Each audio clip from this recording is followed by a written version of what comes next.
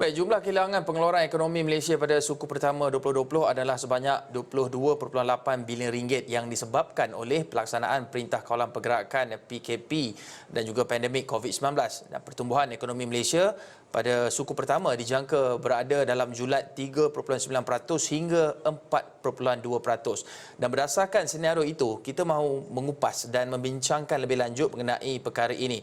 Dan sudah bersedia di talian melalui Skype Ketua Ekonomi Bank Islam Dr. Muhammad Azwan Nisam Abdul Rashid. Doktor, kerajaan dijangka mengumumkan pelan pemulihan ekonomi jangka pendek dalam masa terdekat ini. Apa pada pandangan doktor, apa bentuk rangsangan tambahan ataupun pelan pemulihan yang kita boleh jangkakan?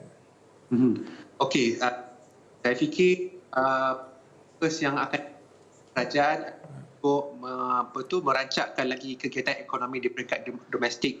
Tadi sebentar tadi dilaporkan bahawa ekspor negara telah pun merudum pada kadar 23.8% pada bulan April. Itu menunjukkan bahawa sektor luaran mengalami satu pertumbuhan yang sangat-sangat lembap, dan perkara yang mana kerajaan boleh kawal adalah ekonomi di peringkat domestik. So dalam hal ini, sebelum ini kerajaan telah pun mengumumkan beberapa langkah rangsangan ekonomi yang begitu besar sebanyak 260 bilion dan telah pun dilancarkan. Jadi setelah ekonomi kita mengalami ataupun kejutan akibat daripada PKP, penularan COVID-19 dan sebagainya, dan kini PKPB dan ekonomi telah mula bergerak rancak. Jadi saya fikir tumpuan utama adalah untuk memastikan ekonomi domestik itu terus lancar seiring dengan pembukaan ekonomi yang dilakukan secara berperingkat. Dalam pengumuman Menteri Kewangan beberapa hari lalu ada disebutkan bahawa matlamat utama pelan pemulihan jangka pendek yang akan diumumkan beberapa hari lagi, mungkin dalam masa terdekat ini, adalah untuk memperkasakan rakyat, melonjakkan perniagaan dan juga merangsang ekonomi. Dan ini matlamat ini dibuat berdasarkan ataupun bersandarkan kepada ciri-ciri antaranya kerjasama antara sektor awam dan juga sektor swasta. Jadi apakah bentuk kerjasama yang boleh dimainkan? Okey, dari segi kerjasama tu seperti kalau macam pihak perbankan, rata-rata strategi perniagaan mereka sekarang ni banyak beralih arah ke sektor PKS, perusahaan kecil dan sederhana. Jadi saya fikir itu salah satu, orang kata tu, low hanging fruits lah, yang mana kerajaan boleh cuba untuk leveragekan apa yang dikatakan strategi perniagaan yang sedang dilaksanakan oleh pihak perbankan, yang mana mereka sekarang ini menumpukan sektor PKS. Dalam hal ini juga kita dapat lihat sektor pembinaan telah pun mengalami pengucupan pada tempoh suku pertama yang lalu, dan sekiranya kerajaan dapat melancarkan lagi beberapa projek-projek infrastruktur yang telah pun dirancang, sekiranya perkara ini dapat dilaksanakan dengan kadar segera, ianya seharusnya dapat meningkatkan lagi aktiviti ekonomi di peringkat domestik, dan seharusnya dapat menggalakkan lagi kerjasama antara pihak swasta dan pihak kerajaan lah. Dan dalam hal ini pihak perbankan boleh memainkan peranan sebagai sumber pendanaan yang boleh diberikan kepada pihak PKS, yang mana PKS ni yang mungkin antara kontraktor lah.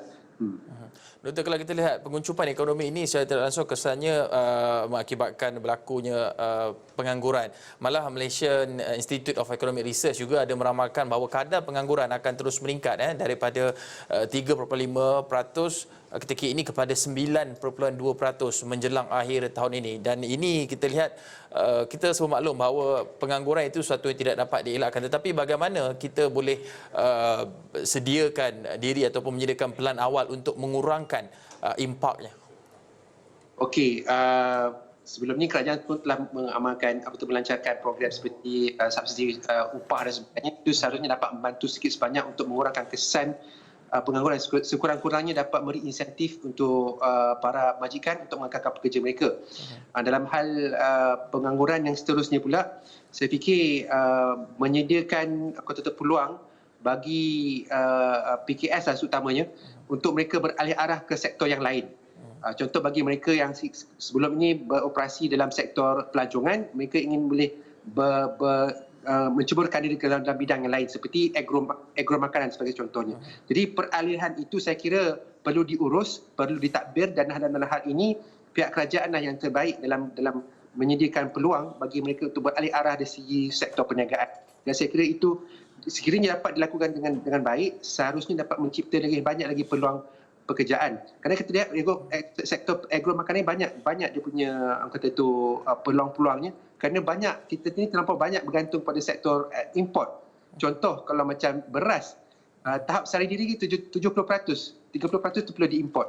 Cili contohnya, 30% saja tahap sari diri, selebihnya perlu diimport. Dan banyak lagi sektor-sektor makanan yang perlu diimport, dan mana kalau kita dapat janakan kegiatan ekonomi melalui sektor agro makanan ini dapat mencipta banyak lagi peluang pekerjaan. Dan saya kira itu adalah salah satu cara lah peralihan ke sektor yang lain, dan kerajaan cuba untuk facilitate dia punya transition itu.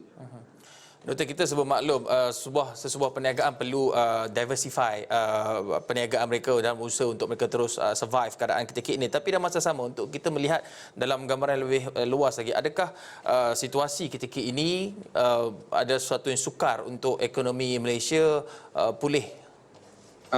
Memang kalau nak tengok dia punya kesan itu memang besar lah. Tetapi data-data menunjukkan bahawa pada bulan Mei dari segi data-data Purchasing Managers Index PMI menunjukkan sedikit peningkatan pada bulan Mei yang lalu. Jadi dari sudut sentimen para peniaga di peringkat global, di peringkat regional, nampak agaknya ada orang kata sinar yang mungkin boleh menandakan terdapatnya recovery. Dan pada masa sama juga kita dapat lihat penularan wabak COVID-19 ni sekurang-kurangnya di peringkat negara kita lah terdapat orang kata tu sedikit perlahan lah, banyak dia punya improvementnya tu. Jadi itu membuka ruang untuk banyak lagi ekonomi yang boleh dibuka. Jadi sekiranya trend berterusan, saya kira proses pemulihan ekonomi itu dapat berlaku dengan jayanya, dan ini yang saya rasa kerajaan cuba tekankan supaya ini dapat diurus dengan lebih baik lagi.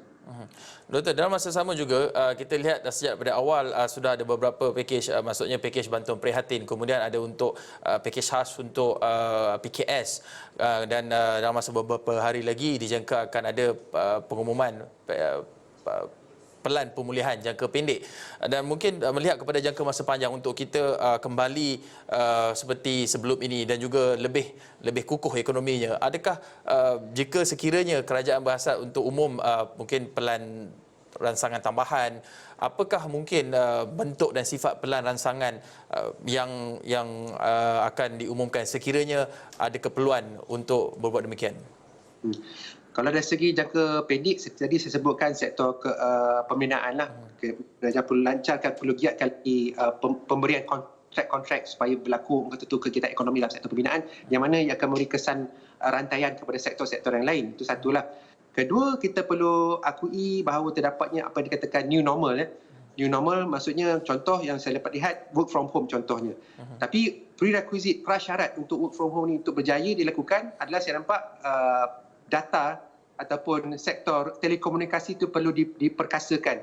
Jadi dalam hal ini kerajaan perlu menimbangkan untuk melabur dengan lebih lagi dalam sektor infrastruktur dari segi telekomunikasi supaya data tadi itu, transition itu ataupun transmisi itu berlaku dengan lancar, supaya work from home atau work from anywhere ini dapat dilaksanakan dengan jayanya. Kerana kesannya sangat-sangat orang kata itu besar. Contoh saya dapat lihat dari segi traffic jam dan sebagainya dapat dikurangkan, dari segi orang kata itu carbon emission mungkin dapat dikurangkan dan sebagainya, dan mungkin dari segi productivity juga dapat dilihat dengan lebih baik lagi. Jadi ini satu bentuk langkah yang jangka panjang, tetapi memerlukan satu komitmen yang jitu daripada pihak kerajaan dan dari semua pihak jugalah.